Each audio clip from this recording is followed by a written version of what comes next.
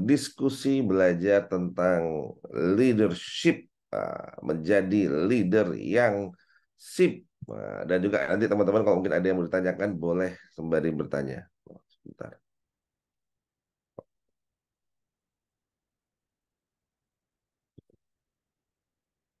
Nggak kelihatan ya share screen saya? Mengapa error? Kelihatan, Coach. Sudah tampakkah share screen-nya? Udah, Bapak. Kelihatan, Coach. Oh, alhamdulillah. Tema kita adalah leadership. Menjadi leader yang sip. Sahabat sekalian, ya, kenapa kita mengangkat tema tentang leadership, ya? Karena setiap dari kita tentu tidak akan lepas dari uh, sebagai seorang pemimpin. Sebelum-sebelumnya kita sudah pernah membahas tentang bagaimana kita bisa memimpin diri kita sendiri. Ya, ada namanya beberapa tahapan leadership, ada namanya self leadership. Self leadership itu berarti adalah bagaimana memimpin diri kita sendiri. Yang kedua ada namanya organization leadership, memimpin organisasi yang apa namanya kecil, misalnya contoh kita bicara memimpin keluarga, memimpin tim kita di kantor dengan skala yang mungkin tidak terlalu besar. Lalu ada namanya public leadership. Nah, jadi tiga tahapan. Jadi ada self leadership, diri kita mengorganize tentang pikiran, jiwa, badan kita sendiri, ya, bagaimana kita bisa disiplin, bagaimana kita bisa beretitude yang baik, punya akhlak, punya adab dan seterusnya, menjaga kata-kata. Nah, yang kedua ada namanya organization leadership, ya, di mana kita punya organisasi dalam skala kecil, misalnya kita kepala keluarga, kita menjadi orang tua, kita menjadi pimpinan di kantor. Nah, lalu ada skala lebih besar lagi, kita di masyarakat, public leadership yang dipimpin lebih banyak orang, banyak, misalnya kita jadi Pak RT, Pak RW, kita menjadi anggota DPR, kita menjadi presiden, mungkin itu namanya adalah public leadership, ya. Nah, dalam konteks leadership ini, kita harus memahami beberapa hal. Hari ini saya akan membahas tentang atribut seorang leader, ya, untuk menjadi leader yang sip. Nah, nih, leader yang sip. Bentar, ini agak lemot ini saya. Nah, di leadership ini atau leader yang sip ini, kenapa nggak? Akan berbeda sedikit dengan managerialship. Jadi ada istilah managerialship, ada yang namanya leadership. Nah, dua-duanya oke. Jadi saya tidak berkata mana lebih baik karena di perusahaan kadang kita juga perlu melakukan pendekatan namanya adalah pendekatan managerialship, ya. Nah, tapi hari ini kita akan membahas dulu pendekatan yang namanya pendekatan. Kalau manajer itu berkata go, ayo jalan, ayo gitu. Tapi seorang leader akan berbicara let's go, ayo kita jalan, ya. Jadi kalau misalnya kita teman-teman kemarin baru ikut apa namanya umroh bareng, ya kan, haja haja, wah, gitu kan, disuruh jalan gitu kan. Itu namanya manajer yang bilang go go go go gitu, ya. Nah, tapi kalau leader yang sip dia membersamai. Jadi bukan hanya sekedar menyuruh, bukan hanya sekedar memerintah, tapi let's go, ayo kita jalan, ya. Nah, ini katanya beberapa quote kita di pagi hari ini, ya. Nah, eh, ketika kita bicara leader, maka akan ada dua hal. Yang pertama adalah leader secara konteks dan konten. Nah, jadi konteks dan konten. Contohnya adalah gelas tadi, ya. Nah, ketika kita ngeliat gelas tadi, ada gelas tadi yang saya contohkan, ada konteksnya, ada kontennya. Konteksnya apa? Gelasnya. Kontennya berarti isinya. Jadi leader itu ada dua atribut. Atribut konteks itu berarti adalah tampilan, sesuatu yang tampak dari luar.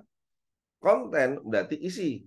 Nah, maka atribut kita sebagai seorang pemimpin atau atribut kita sebagai seorang leader bisa dilihat dari dua hal tadi. Leader sebagai kemasannya atau kontekstualnya, ya, dan leader sebagai isinya. Dua-duanya harus tampak, dua-duanya harus dilihat gitu. Dua-duanya harus punya ciri karena itu adalah atribut atau itu adalah bagian dari kita sebagai seorang pemimpin, sebagai seorang leader. Nah, jadi dua hal ini harus ada melekat dalam diri kita.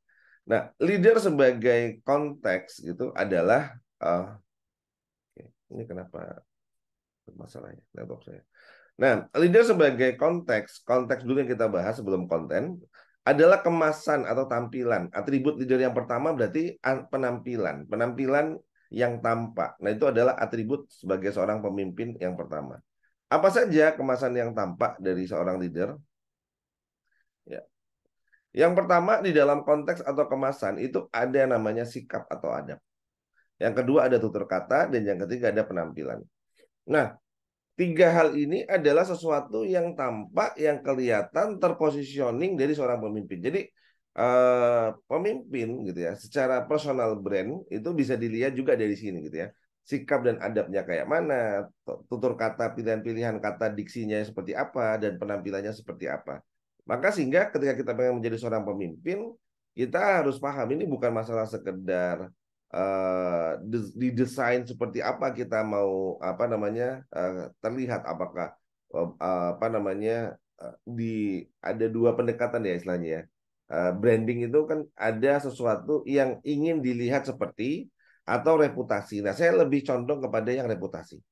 Karena kalau ingin dilihat seperti itu pencitraan. Nah, kalau pencitraan misalnya, oh sikap, tutur kata, dan penampilannya itu dibuat diada-adakan, memang betul banyak sekarang, apalagi menjelang pemilu atau apa gitu, banyak orang yang dia secara konteks atau kemasan itu dia eh, melakukan sebuah pencitraan. Pengen dilihat sederhana, maka pakai baju yang sederhana, kata-katanya yang sederhana. Pengen dilihat pinter, pengen dilihat Islami, pengen dilihat apa. Nah, itu pasti kelihatan. Kenapa kok orang pakai bajunya baju muslim, baju koko, pakai peci? Kenapa orang kok pakai bajunya baju hem biasa, sederhana? Itu semua positioning, dilihat sama orang gitu.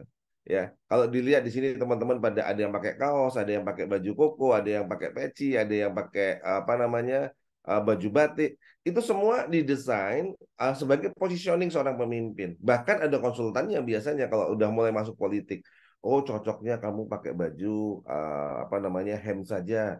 Hemnya dibuat yang harganya 100 ribuan aja biar tampaknya kelihatannya kelihatan apa namanya sederhana, kelihatannya kayaknya deso, kelihatannya nanti ngomongnya pun ngomong pilihan kata yang seperti ini. Nah, misalnya contoh seperti itu. Itu ada konsultan biasanya. Kenapa? Ngelihat nanti pemilihnya atau ngelihat ininya yang mau dibidik gitu. Nah, itu namanya pencitraan. Kalau memang aslinya tidak seperti itu. Nah, kalau reputasi, reputasi itu ya memang itu yang sudah dikenal sama orang. Kita seperti apa? Oh, reputasi itu misalnya kita memang orangnya sederhana atau orangnya memang apa namanya santai, kalem gitu ya. Nah, itu namanya reputasi. Nah, maka dua hal ini tadi harus dipikirkan secara konteks dan konten. Nah, kita bahas dalam konteksnya kemasan dulu atau tadi ya sikap, adab, tutur kata dan juga penampilan. Nah, apa saja di sini? Nah, yang pertama adalah kita bicara sikap atau adab. Sikap atau adab ini attitude is everything kalau di sini katanya. Tapi kalau saya lebih menjawab adab atau akhlak itu adalah yang pertama dulu kita lihat. Kenapa? Rasulullah saja diturunkan di muka bumi ya. Itu adalah untuk menyempurnakan akhlak. Jadi attitude di sini saya menyebutnya adalah sikap atau adab ini adalah konteksnya adalah bagaimana kita punya akhlak yang baik. Jadi seorang pemimpin itu pertama kali dilihat adalah sikapnya. Sikap kita, akhlak kita, adab kita itu seperti apa. Jadi kepemimpinan itu kan makanya ada istilah gini, guru kencing berdiri, murid kencing berlari gitu. Kenapa? Karena murid akan melihat sikap atau adabnya bukan apa yang dikatakan. Jadi banyak dari kita sebagai seorang pemimpin kita gini, oh saya sudah menyampaikan kok untuk orang lain itu, untuk tim saya disiplin, saya sudah menyampaikan untuk tim saya itu nurut, saya sudah menyampaikan untuk tim saya itu berbuat baik, saya sudah menyampaikan tim saya itu untuk baca Quran. Tapi ternyata sikap atau adab kita sendiri kita tidak mencerminkan itu. Maka guru kencing berdiri, murid kencing berlari. Akhirnya apa? Muridnya yang dilihat bukan apa yang dikatakan, tapi apa yang dilihat adalah apa yang menjadi sikap atau akhlaknya. Nah, maka dari sini kita bisa ngambil sebuah pelajaran. Kalau kita mau jadi pemimpin, maka sikap atau akhlak kita harus baik dulu. Sikap atau akhlak kita baik dulu. Kenapa? Karena itu tampak, bisa dilihat, ya. Kita berinteraksi langsung. Nah, orang akan melihat sikap dan akhlak kita. Nah, maka teman-teman sebagai seorang leaders, ya, pertama kali kalau kita pengen menjadi leader yang baik, ya, diikuti banyak orang dan orang suka sama kita, maka milikilah sikap dan akhlak yang mencerminkan dari apa yang kita pimpin. Nah, ya, apa yang kita sampaikan, narasi dan visi yang kita sampaikan. Jadi kalau kita berbicara contohnya kayak Rasulullah, Masya Allah, ya, Rasulullah menunjukkan sikap dan akhlak yang rahmatan lil alamin gitu. Nah, kita pun harus mencontoh sebagai uswah, kita mencontoh Rasulullah gitu. Bagaimana akhlaknya Rasulullah. Dan kalau bicara akhlak, sikapnya Rasulullah dan akhlaknya Rasulullah, maka cara paling gampang kita bisa melihat Al-Qur'an, mempelajari di Al-Qur'an. Di Al-Qur'an itu adalah sikap atau akhlaknya Rasulullah. Nah, jadi cara untuk kita belajar sikap dan akhlak yang baik, maka ya kita belajar bagaimana Rasulullah bersikap. Ada Al-Qur'an, ada hadis, itu semua adalah ciri-ciri atau akhlak-akhlaknya Rasulullah. Kalau kita bisa mencontohnya, wah masya Allah, tabarakallah, itu luar biasa banget ya. Mungkin nggak sempurna, nggak semuanya, tapi ya sebagian kita harus pelajari ya. Kalau kita benar-benar nanti pengen bersanding dengan Rasulullah di surga, ya maka mau nggak mau kita harus memantaskan diri dengan apa? Memiliki sikap dan akhlak seperti Rasulullah. Bagaimana Rasulullah di medan pertempuran, bagaimana Rasulullah di dalam bisnis, bagaimana Rasulullah sebagai kepala keluarga, bagaimana Rasulullah bersosialisasi di masyarakat, bagaimana Rasulullah beribadah, masya Allah, itu luar biasa. Itu adalah sikap dan akhlak yang luar biasa. Yang pertama jadi adalah ini. Ini karena apa? Karena tampak. Kenapa kalau saya bilang ini adalah tampilan di awal? Karena tampak. Bagaimana Rasulullah begitu sederhana ya, dan itu nurun kepada sahabat-sahabat yang lainnya meskipun kaya raya tapi sederhana, itu adalah sikap dan akhlak.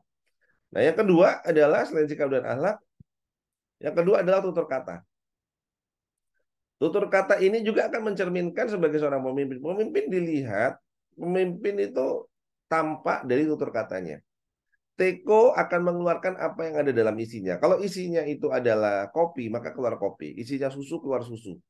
Isinya air comberan, akan keluar air comberan. Jadi kalau kita tutur katanya itu kebun binatang, maka menggambarkan isi di dalam pikiran dan hatinya itu kebun binatang juga. Kira-kira begitu. Jadi kalau kita berbicara tutur kata, pilihlah tutur kata yang baik, diksi-diksi yang baik gitu ya. Jadi artinya apa? Maka hati kita, pikiran kita itu akan mempengaruhi kata yang keluar dari mulut kita. Nah, maka kalau kata-kata pikiran kita itu isinya Quran, hati kita isinya Quran, maka keluarnya Quran. Kalau hati dan pikiran kita itu isinya apa isinya ilmu, maka yang keluar adalah ilmu. Kalau ada kebijaksanaan, maka keluar kebijaksanaan. Tapi kalau hati dan pikiran kita itu isinya kotoran, maka yang keluar adalah kotoran. Maka hati yang jernih, pikiran yang jernih mengeluarkan kejernihan. Hati yang bersih, pikiran yang bersih mengeluarkan sesuatu yang bersih, yang indah, yang enak. Nah, hati yang kotor, pikiran yang kotor mengeluarkan sesuatu yang kotor. Maka kalau Anda melihat lingkungan-lingkungan orang-orang yang bermasalah, kata-katanya keluar pun bermasalah. Ya.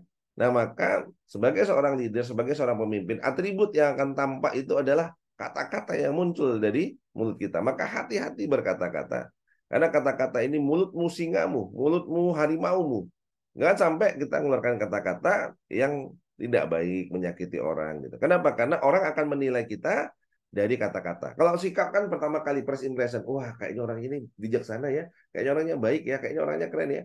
Pas ngomong loh kok omongannya kok nggak enak, omongannya kok nyakitin, omongannya kok nyelekit gitu. Nah itu apa namanya akan menjadi satu atribut, satu cerminan dari seorang pemimpin. Nah maka apa? Buah dari adab dan juga sikap yang baik adalah kata-kata yang baik. Nah ini yang perlu nanti teman-teman juga pikirkan. Nah yang ketiga adalah sebagai atribut yang tampak yang ketiga. Yang ketiga adalah penampilan. Oh, aduh. Ini kalau dilihat ya, ini ada dua nih penampilan, kiri dan kanan. Kira-kira penampilan leader yang cocok itu yang mana? Yang kiri atau yang kanan? Coba di kolom chat. Nah, yang kiri atau yang kanan? Coba saya mau lihat dulu di kolom chat ya. Penampilan leader itu yang mana? Kanan, kanan, kanan. Wah, kompak semuanya kanan. Nggak ada yang kiri ya? Iya, oke. Wah, banyak. Yang rapi, pakai jas, keren gitu ya. Itu berarti itu contoh pemimpin ya. Oke. Sebenarnya sih belum tentu juga. Dua-duanya itu penampilan yang saya mau contohkan. Tergantung dengan yang dipimpin. Kalau yang dipimpin itu karyawan, profesional di perusahaan, ya cocoknya yang kanan. Tapi kalau yang dipimpin itu preman, tukang mabok, tukang berantem, itu cocoknya yang kiri. Gitu. Maksud saya adalah apa? Penampilan kita itu menunjukkan dari entitas kita, ya. Jadi pemimpin itu nggak semuanya pemimpin yang baik. Ya kalau Anda menjadi pemimpin yakuza, pemimpin preman, pakaiannya pakaian preman, gitu ya. Kalau Anda pemimpin orang baik, ya pakaiannya yang baik. Artinya apa? Pakaian Anda menampilkan siapa Anda, seringkali kayak gitu. Maka Banyak orang yang berkamuflase, apa namanya, istilahnya berkamuflase itu sedang menyamar gitu ya, sedang nyamar, itu tergantung. Wah ini kata Pak Anang, kiri sebelum ikut SBC, kanan setelah ikut OYC. Wah iya benar. Awal-awal ikut OYC masih pakai kaos ya, pertemuan-pertemuan berikutnya udah pakai jas. Betul sekali ini ya. Nanti lama-lama menuju akhir pakainya peci. Anda sudah lulus ya, pecian baju koko gitu, sarungan gitu ya, atau pakai baju yang rapi. Nah, teman-teman, pakaian kita itu mempengaruhi gitu. Jadi artinya ketika kita di perusahaan, saya selalu bilang, memang betul, don't judge the book by its cover. Jangan nilai buku tuh dari penampilannya, jadi dari covernya gitu ya, dari sampulnya. Tapi kita sebagai seorang pemimpin harus bisa menghargai orang yang kita pimpin, harus bisa menghargai diri kita, dan harus bisa menghargai amanah yang kita diberikan kepada kita. Maka kalau Anda sebagai seorang pemimpin, pemimpin di satu kelompok tertentu, maka positioning penampilan Anda sesuaikan. Contoh misalnya, betul sih misalnya kita nyamannya pakai kaos, t-shirt, pakai celana oblong, celana pendekan atau apa gitu. Tapi ternyata kita saat ini ditunjuk sebagai pemimpin perusahaan. Sama Allah kita diberi amanah sebagai owner. Nah kita cek perusahaan kita itu value-nya apa. Kalau value perusahaan kita itu adalah misalnya perusahaan yang profesional, maka pakailah pakaian yang profesional. Ya, itu bentuk bagaimana kita apa namanya punya positioning. Kalau kita sebagai manajer di perusahaan yang profesional, pakailah pakaian yang profesional. Kalau kita di pondok, pondok kita ibaratnya pondok yang apa namanya mengedepankan nilai-nilai syar'i, pakai pakaian syar'i, jangan pakai pakaian yang nggak baik di pondok. Kalau kita misalnya apa namanya di perusahaan yang kreatif, nggak apa-apa, Anda pakai baju yang lebih santai, lebih ini karena apa? Karena perusahaan kita perusahaan kreatif. Maka artinya atribut pemimpin yang ketiga tadi tentang penampilan tetap harus diperhatikan. Bagaimana kita berpenampilan, bagaimana kita menjaga rambut kita, bagaimana kita menjaga wajah kita, bagaimana kita menjaga bau badan kita, bagaimana kita menjaga bau mulut kita, bau kaki, ya, pakaian yang dipakai itu penting sebagai atribut seorang pemimpin. Ya. Jadi jangan sampai kita menjadi seorang pemimpin kita nggak memperhatikan juga penampilan. Penampilan tetap diperhatikan, tapi bukan berarti penampilan itu kita harus tampil dengan sesuatu yang lifestyle atau gaya hidup yang tinggi, bukan. Tapi artinya penampilan kita menggambarkan. Saya ambil contoh sederhana. Bung Karno itu sebenarnya bukan militer. Bung Karno ya, bukan militer.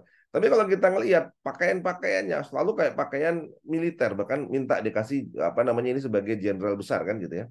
Kenapa? Karena waktu itu orang menghargai dan yang dipimpin itu pengen mencitrakan bahwa oh Bung Karno itu memimpin negara yang wah kuat gitu ya. Jadi dia menggunakan pakaian yang seperti pakaian militer gitu ya. Padahal bukan militer gitu ya kira begitu. Dan sebaliknya Pak SBY itu adalah militer, tapi waktu memimpin lebih banyak memakai pakaian-pakaian yang profesional gitu, karena pengen dilihat sebagai seorang pemimpin yang profesional, ya bukan dengan gaya militer atau kerasnya. Nah ini yang pengen coba kita lihat bahwa seorang pemimpin itu harus bisa mencerminkan dari apa yang dipimpin. Nah, maka pemilihan pakaian, pemilihan penampilan itu pun mempengaruhi. Maka teman-teman juga harus bisa ngelihat nanti bukan hanya tentang kita sebagai owner, manajer-manajer kita, ya tim-tim kita, penampilan pun harus diperhatikan ya. Gimana make up-nya, gimana gaya berpakaiannya gitu, seragam yang kayak mana itu berpengaruh juga yang perlu kita pikirkan ya. Ya harus kelihatan seperti apa. Nah, ini namanya leaders yang ketiga, yaitu apa? Penampilan. Jadi ada berapa? Ada tiga ya sudah kita bahas ya, atribut atribut pemimpin dalam konteksnya yang tampak. Nah, apa saja yang tampak berarti ada tiga. Yang pertama tadi adalah sikap atau akhlak, yang kedua tadi itu adalah apa namanya? Sikap dan akhlak, tutur kata, dan yang ketiga penampilan. Nah, secara isi konten pemimpin itu dilihat dari apa? Seorang pemimpin dilihat seorang pemimpin itu secara isi dia harus punya tujuan. Seorang pemimpin harus tahu cara mencapainya dan yang ketiga bisa menunjukkan jalannya. Jadi isinya seorang pemimpin ini tiga hal ini. Visi, punya tujuan itu berarti visi. Tahu cara mencapainya adalah misi, ya. Yang ketiga bisa menunjukkan caranya adalah motivasi atau narasi, narasi dan motivasi. Jadi pemimpin harus apa? Punya visi, punya misi, ya, visi dan strategi tentunya. Yang ketiga ini adalah mampu menunjukkan caranya, narasi dan motivasi. Nah, maka menjadi seorang pemimpin harus ini. Yang pertama, tahu apa yang mau dicapai. Leader yang sip harus punya visi yang jelas. Nggak punya visi, ya nggak akan kemana-mana. Maka saya selalu bilang sebagai para pemimpin, hai para pemimpin, milikilah mimpi yang besar, ya, miliki mimpi yang besar. Kalau kemarin saya cerita di Samarinda tentang One Piece, ya, ya, Anda mungkin perlu tahu juga kayak ibaratnya, contohnya kalau kita nonton ya, film-film superhero atau apa segala macam itu ada visinya, ya. Setiap leader, setiap pemimpin itu punya visi, ya. Maka teman-teman juga harus punya visi yang jelas, ya. Dan setelah kita punya visi yang jelas, karena visi inilah yang akan kita ceritakan, kita sampaikan ke tim kita, ke orang-orang yang kita pimpin, gitu. Maka teman-teman harus punya visi yang clear.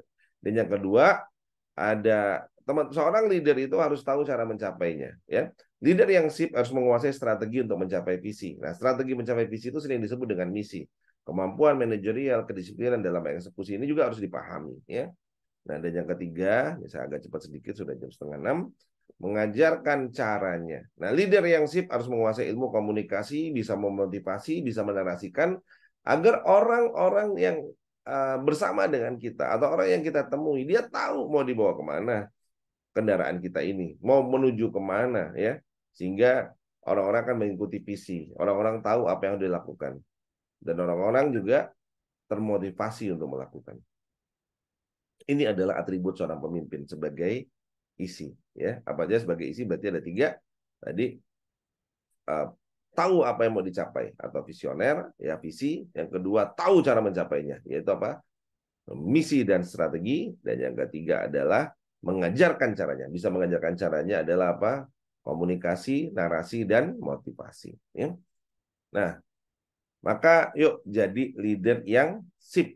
Nah, jadi kata kuncinya ini. Jadilah leader yang sip. Apa itu leader yang sip? Leader yang sip itu adalah leader yang memiliki satu namanya sikap ownership. Nah, ya. Yang pertama adalah leader yang memiliki sikap ownership. Yang kedua, leader yang punya inisiatif. Dan yang ketiga adalah leader yang proaktif. Jadi kalau disingkat, singkatannya SHIP. Gitu ya. Ini panjang kalau diceritain, semoga nanti kita bisa bahas satu persatu di pertemuan-pertemuan berikutnya. Sikap ownership itu kayak mana, inisiatif itu seperti apa, proaktif itu seperti apa. Tapi ini frameworknya dulu teman-teman biar paham, ya. Jadi ayo belajar latihan menjadi leader yang SHIP. Nah, leader yang SHIP itu apa? Punya sikap ownership, ya, punya inisiatif, dan juga proaktif. Nah, nanti latihan kita satu persatu di pertemuan berikutnya, ya. Nah, hari ini paling enggak kita sudah memahami atribut. Ada 2 atribut, yaitu apa? Konteks dan konten, ya. Jadi tadi penampilan yang tampak dan juga yang ada di dalamnya. Nah, apa saja tadi yang tampak? Yang tampak, yang kelihatan adalah ada sikap atau adab, ya. Ada tutur kata dan penampilan. Sesuaikan, ya, atribut ini sesuaikan dengan apa yang ada dalam isinya. Seperti kalau kita beli buku kan, cover itu mencerminkan apa yang ada di dalamnya, ya. Yang kedua ada isi. Nah, isinya kalau buku tadi isinya harus berbobot apa?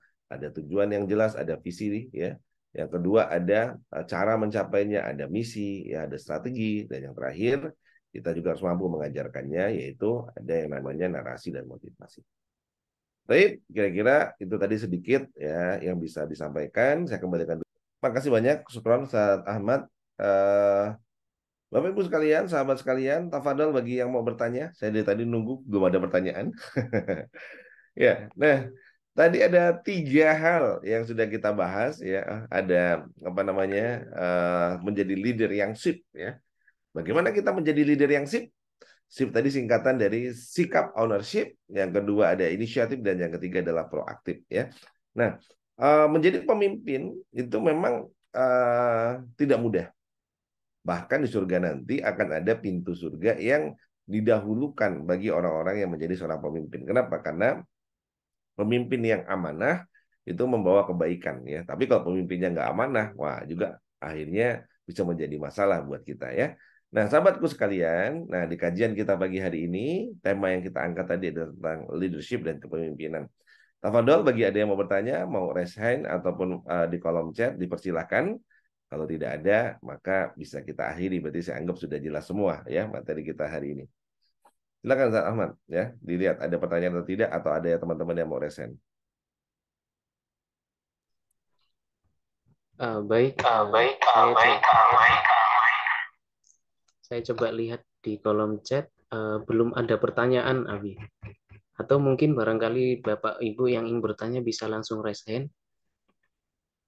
Ini dari Ibu Atik Blitar, izin bertanya, Bi. Mungkin langsung raise hand, silahkan. Ya, terima kasih Kakak atas kesempatannya.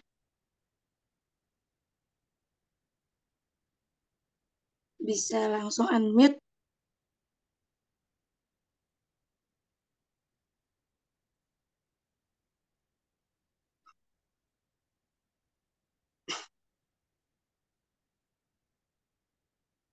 Ini saya langsung berbicara. Oke, terima kasih atas kesempatan yang diberikan. Mohon maaf suaranya ada sedikit kurang enak ya. Terima kasih atas kesempatan yang diberikan Abi Kusridwan Abadi.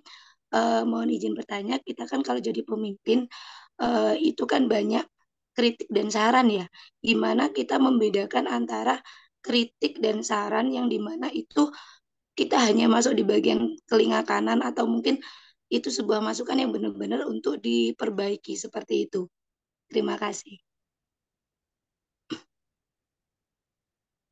Tapi agak sedikit terpotong tadi di bagian akhir, ya.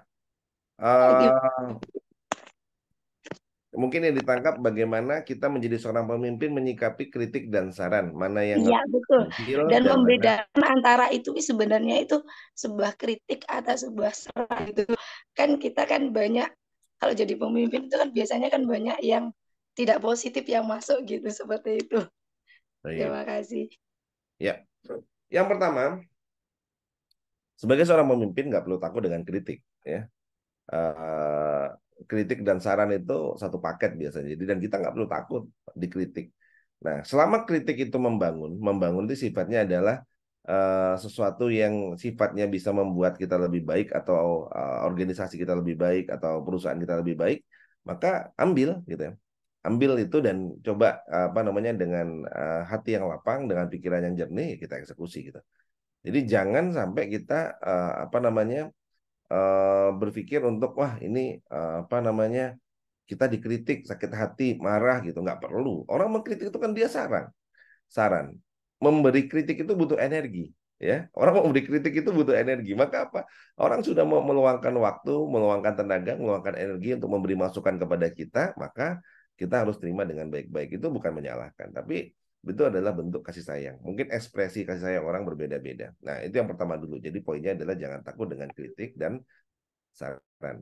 Nah, yang kedua, apakah kritik itu perlu kita pilah mana yang kita ambil dan mana yang cuma masuk telinga kanan keluar telinga kiri. Nah, kata kuncinya tadi adalah kritik yang membangun. Kalau kritik itu cenderung pada justifikasi, cenderung pada menyudutkan, cenderung pada menyerang ya sifatnya, ya kita lihat apakah hal-hal itu ada pada diri kita. Misalnya kita disudutkan karena misalnya dianggap nggak kompeten, kita dianggap mungkin kurang baik, kurang bijaksana, atau kita dianggap kompeten. Jadilah itu bahan introspeksi. Karena sesuatu kita dengar, kita lihat, kita rasakan tidak mungkin tidak atas izin Allah. Allah pasti mengizinkan itu kita dengar, kita lihat, kita rasakan. Nah, ketika itu sampai pada diri kita, maka itu hanya ada dua. Apakah itu adalah bisikan setan kepada orang-orang untuk membuat kita goyah, ya, menguji kita untuk kita lengah, ataukah itu pesan dari Allah untuk kita menjadi lebih baik lagi? Ya, dua-duanya kita ambil, kita introspeksikan. Gitu. Jadi jangan sampai ada yang kita abaikan. Introspeksi saja nggak ada masalah. Ya. Nah, itu poin yang tadi mengenai yang namanya kritik. Nah, kalau saran, oh berarti saran lebih bagus lagi. Tinggal dilihat sarannya seperti apa. Relevan nggak dengan kepemimpinan kita? Relevan nggak dengan organisasi dan perusahaan kita? Nah, kalau relevan, maka alhamdulillah. Berarti itu adalah suatu kebaikan. Kalau tidak relevan, bisa disimpan dulu. Jadi kita punya bank ide atau bank saran yang nanti bisa kita eksekusi pada saat waktu yang dibutuhkan atau waktu yang tepat. Nah, kira-kira begitu. Ya, Satu lagi Ustaz, satu boleh. lagi Abi. Ya, seorang pemimpin tuh saya pernah melihat itu ada kata-kata seperti ini. Pemimpin itu rata-rata itu dari keturunan. Nah, Oke. itu sebenarnya apa sih alasannya ketika ada statement yang dimana itu bilangnya itu pemimpinku iki keturunannya kae. Jadi Ya, ketika kita mau memilih pemimpin itu kita mesti melihat latar belakangnya sebenarnya apa sih hubungannya gitu loh. Apakah itu nun sewu dari segi politik emang KKN atau bagaimana? Saya kok penasaran banget dengan jawabannya itu. Tepat banget hari ini temanya kepemimpinan gitu loh, Bi. baik. Terima kasih. Yeah. Ya, dalam Islam ada satu yang apa namanya sangat disarankan, dianjurkan, diajarkan itu namanya nasab. Maka Oh, kita tuh harus memahami nasab. Jadi bahkan kita sendiri itu kalau bisa tahu, oh kita itu bin atau binti siapa, bin terus cari nasabnya sampai keturunan kita. Kenapa? Karena secara nasab itu genetik itu diwariskan. Jadi ada warisan genetik. Jadi kalau kita ngelihat apa namanya bahkan Nabi Ibrahim ya, Nabi Ibrahim itu berdoa, ya Allah lahirkanlah para nabi dan rasul dari golonganku, dari anak keturunanku. Dan kalau kita ngelihat setelah Nabi Ibrahim, hampir mayoritas nabi dan rasul itu dari anak keturunannya Nabi Ibrahim. Maka Nabi Ibrahim sampai disebut sebagai bapaknya para nabi dan rasul. Ya, itu contoh sederhana. Dan Rasulullah itu meminta kita untuk menghormati dan menjaga duriatnya, anak keturunannya. Gitu. Jadi artinya memang antara kepemimpinan dengan genetik itu atau dengan apa namanya keturunan itu sangat sangat penting gitu. Dan kalau kita ngelihat para pemimpin-pemimpin besar ya misalnya kalau di Indonesia ada Pangeran Diponegoro, kita ngelihat misalnya nanti ada Yai Santang dan seterusnya semuanya itu kalau kita ngelihat Prabu Siliwangi itu secara durian nanti naiknya ke atas ternyata mereka adalah keturunan orang-orang yang memang hebat. Nah, kok bisa pemimpin dengan genetik itu berpengaruh? Karena biasanya seorang anak itu dibesarkan oleh orang tua itu dengan istilahnya gaya karakternya masing-masing. Ketika ayahnya seorang pemimpin, maka kemungkinan besar dia akan membesarkan anaknya untuk menjadi pemimpin besar juga yang bisa melanjutkan di kemudian hari. Nah, anak petani biasanya akan mendidik anaknya untuk menjadi petani yang nanti suatu saat bisa meneruskan kebun dan ladangnya. Anak seorang jenderal pasti dididik untuk jadi militer untuk bisa melanjutkan karirnya di dalam militer dan bisa jadi lebih baik.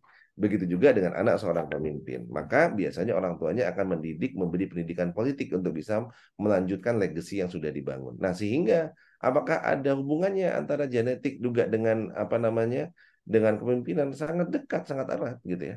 Nah, ini mungkin nanti yang bisa kita lihat. Walaupun selain genetik, selain keturunan, banyak pemimpin-pemimpin hebat yang dilahirkan di luar dari genetiknya. Maksudnya di luar dari uh, faktor latar belakang keluarga. Oh, latar belakang keluarganya biasa saja gitu ya. Nah, tapi dia menjadi pemimpin hebat bisa juga.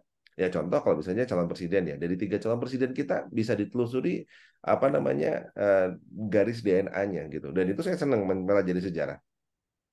Contoh misalnya Pak Anies dia memang keturunan dari pahlawan gitu ya. Jadi kalau dirunut gitu ya, ayahnya adalah salah satu pahlawan kemerdekaan Republik Indonesia juga. Nah kalau kita lihat Treko ternyata ketemu dengan garis kepemimpinannya. Jadi wajar dia menjadi saat ini menjadi misalnya aktivis, jadi orang yang memang pemimpin yang apa namanya ini karena memang punya darah keturunan. Pak Prabowo juga ketika saya pelajari punya garis keturunan orang-orang yang memang pergerakan di apa namanya di sebelumnya. Nah, kalau Anda lihat mungkin agak berbeda pergerakan yang dilakukan sama apa namanya bapak dan kakeknya dari Pak Prabowo dan juga dari Pak Anies Baswedan gitu ya. Nah, bisa dipelajari sendiri nanti. Nah, Pak Ganjar yang enggak terlalu kelihatan secara keturunan. Nah, dari 3 sini saja sudah bisa dilihat gitu Pak Ganjar garis keturunannya bukan dari golongan pemimpin atau besar di apa namanya era atau generasi sebelumnya. Itu contoh. Nah, maka apakah relevan atau tidak ya apa namanya bisa dilihat gitu ya. Kenapa? Karena bisa jadi keluarga itu melahirkan, mewariskan value, nilai, karakter, keyakinan, ideologi yang akan diberikan kepada anak keturunannya. Kira-kira begitu. Siap, terima kasih. Monggo yang lain.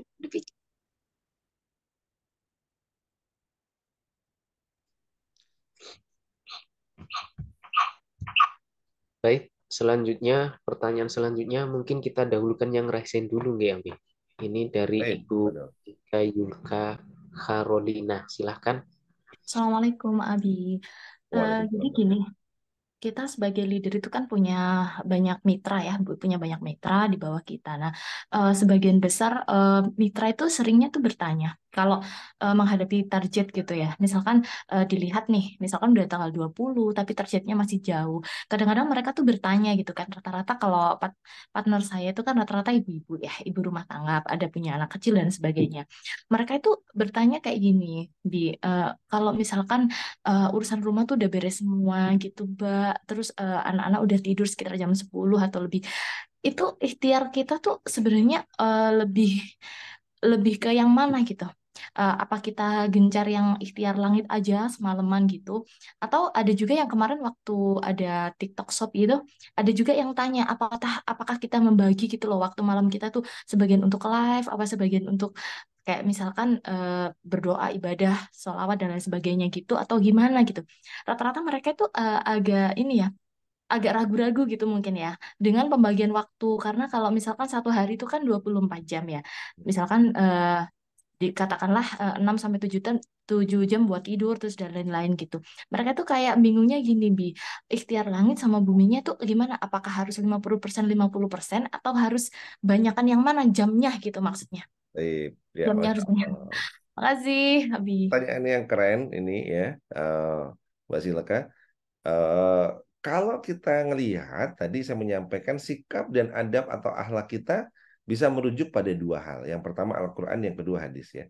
Di Al-Quran itu sudah banyak dicontohkan, diriwayatkan Rasulullah bahkan menyampaikan juga di hadis, jadikanlah siang itu sebagai tempat kita untuk berikhtiar dan malam sebagai tempat kita beristirahat. Jadi artinya apa? Ya, malam itu memang diciptakan sama Allah untuk kita beristirahat, gitu ya. Karena kita berbeda dengan golongan malaikat yang mereka tidak membutuhkan waktu untuk beristirahat. Tapi sementara manusia itu memang sama Allah didesain, diciptakan untuk kita itu menggunakan waktu-waktu itu untuk istirahat. Itu sebagai fitrah kita. Nah, maka kalau kita merujuk pada apa yang ada di dalam Al-Quran dan juga di hadis, maka pagi ya setelah kita contoh ya, kan kita ada SOP kehidupan. SOP kehidupan kita kalau yang dicontohkan oleh Rasulullah di hadis, di banyak riwayat, maka SOP kita tuh mulai dari jam berapa, Mbak? Aktivitas kita. Nah, kalau menurut Mbak Sika, tahu nggak kira-kira? Biasanya jam 2 lebih itu kan udah bangun ya, soalnya jam 3 Nah, tadi kan itu udah mandi, udah lain-lain gitu ya. Oke, berarti sepertiga malam itu kita start. Sepertiga malam berarti misalnya ya kalau di Jawa Timur mungkin jam 2 jam 3 ya. Jam 3 tahajud, selesai dengan tahajud. Ini SOP-nya Allah nih. SOP yang Allah berikan kepada kita. Tahajud, selesai dengan kita tahajud, berdoa, bermunajat, apa segala ini ikhtiar langit kan. Setelah itu nanti kita ini subuh ya. Jadi kalau sana kan subuh jam 4 kita sudah masuk subuh. Nah, setelah kita subuh, sholat subuh, nah sebenarnya secara ikhtiar di dalam SOP yang Allah berikan itu kita nggak boleh tidur lagi. Jangan sampai kita tertidur lagi setelah after sholat subuh. Makanya kenapa kajiannya kita buat kajian subuh gitu. Banyak yang bilang, coach kenapa kajiannya nggak malam? Nggak malam itu waktu keluarga, waktu istirahat, waktu murojaah. Nah, tapi subuh kayak gini ini adalah dipaksa teman-teman untuk tidak tidur lagi. Ba'da sholat subuh untuk apa? Ngajian, isi dengan Quran gitu ya, isi dengan sedekah. Makanya karena barang siapa yang dia bangun subuh ya dan dia bersedekah, maka ada malaikat yang akan mendoakan. Dan bagi siapa yang tidak bersedekah, maka malaikat mendoakan yang buruk ya. Kalau yang baik ganti dan berikan yang lebih baik. Kalau yang kita nggak bakhil, kita nggak mau bersedekah, maka apa namanya hancurkan kata kata malaikat. Dan itu disampaikan dalam sebuah hadis. Maka apa? Maka kajian yang dibuat pada ngopi pagi ini dua hal yang kita isi. Satu, kita tadabbur ilmu dan Quran. Yang kedua, kita bicara tentang apa? Sedekah. Makanya selalu Ustaz Ahmad di tengah-tengah ngasih peluang kesempatan untuk yang mau bersedekah. Kenapa? Karena ini SOP. SOP untuk kita mendapatkan kebaikan gitu. Satu, setelah subuh jangan tidur lagi agar kita rezekinya nggak dipatok ayam kalau katanya orang-orang zaman dulu. Tapi sebenarnya momen ini adalah momen krusial, momen yang baik. Ya. Dan Abi pun nggak membuat ngajinya setiap hari gitu. Tujuannya untuk apa? Agar ya memang ngecas pekan sekali ketemu sama Abi, yang lain boleh diisi dengan yang lain. Dan sebenarnya dari subuh sampai dengan nanti menjelang anak-anak berangkat sekolah, pasti beberapa dari ibu-ibu umahat pasti punya kegiatan, nyiapin sarapan, nyiapin makan, nyiapin anaknya, dan seterusnya. Nah, ini bisa disambi sebenarnya, nggak apa-apa. Misalnya sembari masak, sembari apa, dengerin kajian, boleh saja kok, gitu, nggak ada masalah. Nah, dalam konteks ini, nah maka apa? Maka SOP-nya aktivitas itu pada subuh sudah dilakukan. Sampai pagi ya, lalu setelah itu kita lanjutkan mungkin diselingi duha dulu, setelah duha beraktivitas cukup panjang, anak-anak berangkat sekolah dan lain-lain biasanya jam 10 siang itu sudah agak kosong ibu-ibu ya. Kalau bapak-bapak jam 8 pagi, jam 9 pagi udah berangkat ke kantor atau sudah menyiapkan usaha, sampai sore gunakan semaksimal mungkin. Nah, gunakan untuk apa? Bertebaran di muka bumi menjemput rahmatnya Allah.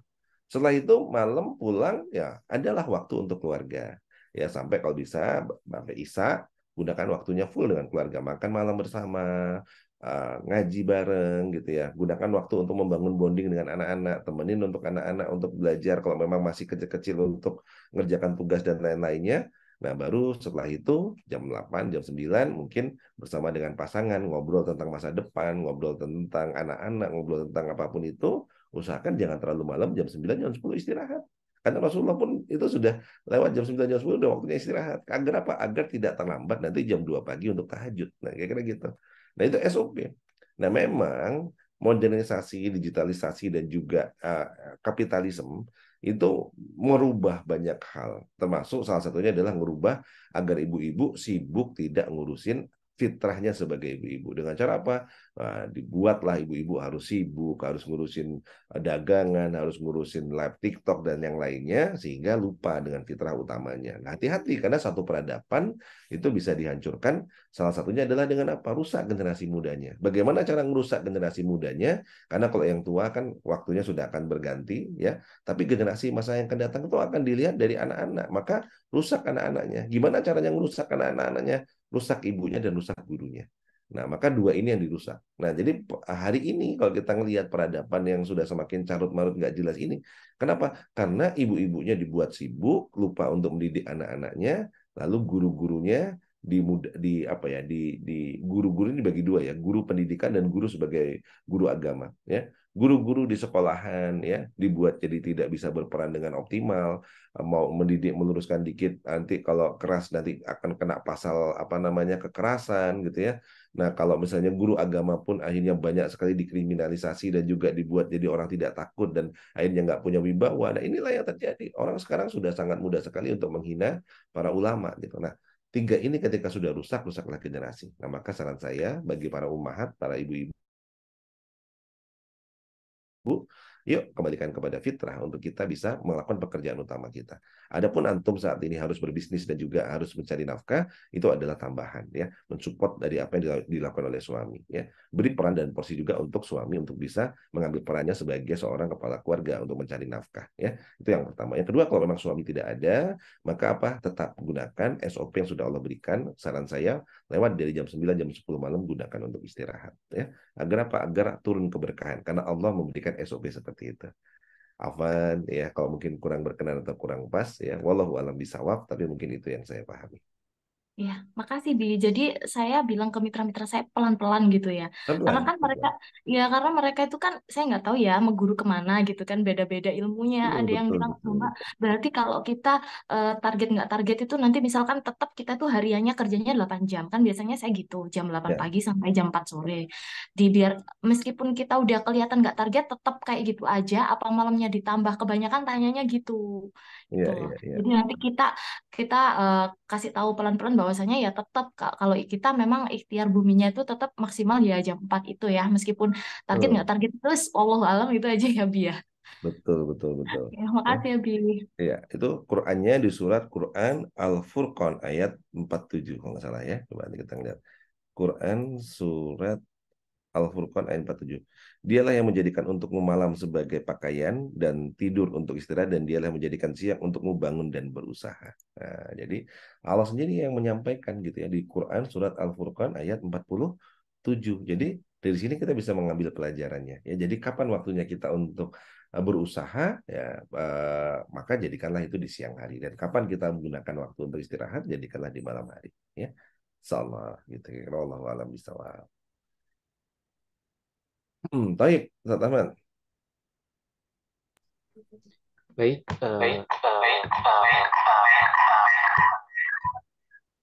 kita lanjutkan pertanyaan di kolom chat. Izin bertanya, Coach, bagaimana kalau seorang pemimpin punya sifat yang nggak enakan, jadi kurang tegas?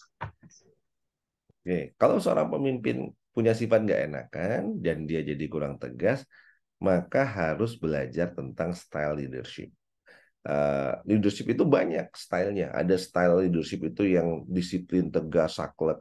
Ada yang style leadership itu adalah demokratis, mendengarkan pendapat satu persatu orang-orang yang ada. Ada style leadership itu persuasif. Nah, kita harus tahu, kita menyesuaikan gaya kepemimpinan kita mau kayak mana. Kalau saya memang gaya kepemimpinannya otokratik, jadi strict gitu ya. Jadi putih-putih, hitam-hitam gitu. Jadi ikut gitu. Walaupun bukan berarti saya otoriter gitu. Kenapa? Karena saya masih mendengarkan pendapat gitu. Jadi tegas, tapi saya masih mendengarkan pendapat-pendapat dari orang banyak, tidak otoriter. Nah, ada orang yang tipikal pemimpinnya adalah kayak Kang Aldi misalnya, dia sangat persuasif sekali gitu ya. Jadi dengerin banyak, nggak terlalu street gitu. Nah, ini kan gaya kepemimpinan. Kita lebih nyaman yang mana? Karena nggak ada masalah kok gitu. Jadi nggak semua gaya kepemimpinan sama. Gaya kepemimpinannya Khalifah Umar dengan Abu Bakar dengan apa namanya Utsman itu nggak ada yang sama, berbeda-beda karakternya ya. Ketika gaya kepemimpinannya zamannya Abu Bakar cenderung relatif lebih damai, aman gitu ya, bijaksana, wise gitu ya. Tapi ketika masuk ke gayanya Umar, apa yang terjadi? Perang kemana-mana, perluasan wilayah dan seterusnya gitu. Jadi memang gaya kepemimpinannya berbeda. Tapi kalau kita ngelihat kalau nggak ada gaya kepemimpinan kayak zamannya Umar, maka Islam mungkin tidak menyebar sampai 2/3 dunia. Gitu. Jadi ada yang butuhkan kapendang tegas, ada yang butuhkan kebijaksanaan, ada yang butuh seperti Utsman apa menata sistem, bangun mushaf Al-Quran dikumpulkan, apa namanya tentang zakat, tentang Baitul Mal, tentang apa semuanya ditata semua, disistemasi semua di zamannya Utsman gitu. Nah maka ini kan gaya kepemimpinan yang tidak sama, yang berbeda-beda. Nah, jadi kalau Anda nggak enakan, maka belajar gaya leadership kayak apa yang Anda suka, ya. Dan jadi pemimpin jangan nggak enakan, gitu ya. Karena kita harus mempertanggungjawabkan setiap keputusan. Udah, ambil aja. Kita mau jadi apa namanya stylenya seperti apa, gitu kira-kira. Kalau kita nggak bisa membuat keputusan, maka kayak tadi bisa jadi kita nggak punya visi, nggak punya misi, nggak bisa menyusun narasi. Maka kan tadi sudah disampaikan, isi atau kontennya seorang pemimpin itu adalah apa? Tadi, visi, misi, dan strategi, serta narasi dan motivasi. Nah, jadi harus clear. Nah, kira-kira begitu. Harus clear, harus mudah. Gitu, Ustaz Ahmad. Baik, semoga menjawab pertanyaan dari Mbak Sulis ya, kalau nggak salah yang tadi ya. Baik, ini kita lanjutkan atau mungkin kita lanjut di minggu depan pertanyaannya bisa kita jawab minggu depan ya Om, karena sudah jam 6 lebih. Baik, ya jadi dikumpulkan Ustaz Ahmad agar minggu depan kita bisa jawab pertanyaannya satu persatu di Q&A atau nanti Abi buatkan konten-konten kita bisa upload juga di podcast kita. Nah, syukran teman-teman sekalian sudah menyimak di pagi hari ini. Semoga menjadi penyemangat di pagi hari, menjadi satu motivasi untuk kita jadi lebih baik lagi. Dan semoga kita semua bisa menjadi pemimpin-pemimpin yang berkualitas, pemimpin-pemimpin yang amanah, yang bisa membawa organisasi yang kita pimpin menjadi jauh lebih baik lagi, memberi kemanfaatan yang lebih baik lagi. Abi doakan semoga Allah selalu memberikan rahmatnya, keberkahan dalam setiap aktivitas, juga memberikan rezeki yang halalan, thayyiban, berkah berlimpah, menjadikan keluarga kita sakinah, mawaddah warahmah, dan anak keturunan kita soleh dan solihah. Teman-teman semua, ya selamat beraktivitas, selamat bekerja, semangat selalu. Semoga Allah berikan kesehatan, yang sakit diberi kesembuhan, yang sulit diberikan kemudahan, yang sempit diberikan kelapangan, yang punya hutang diberikan cara untuk melunasinya segera, dan yang pengen berumrah dan berhaji segera diundang ke tanah suci. Ya, Afwan, yang baik-baik datang dari Allah, kurangnya dari saya, mohon dimaafkan, mohon doakan kami juga sekeluarga. Kami akhiri, billahi taufiq wal hidayah. Wassalamualaikum warahmatullahi wabarakatuh.